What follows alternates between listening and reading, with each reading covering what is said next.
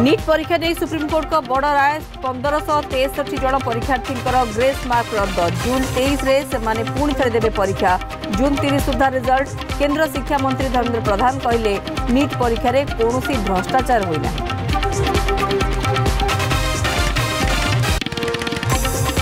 केंद्र शिक्षा मंत्री भाव दायित्व ग्रहण कले धर्मेंद्र प्रधान कार्यालय को जाई प्रथम पूजार्चना करने पर कले दायित्व ग्रहण कार्यालय कर्मचारी को भेटी कले आलोचना।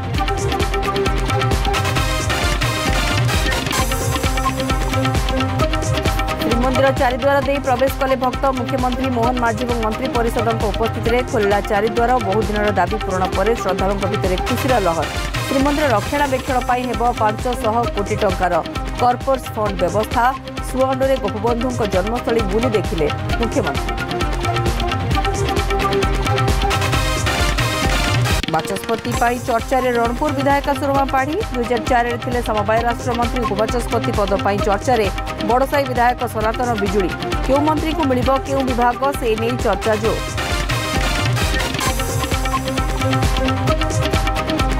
राति पाइले रज आज चली सजबाज सजई होउछंती कुआरी झील गाँ गाँव लगिलाणी दोली 3 दिन धरी उत्सव मुखर हेब गाँ ठारू सहर।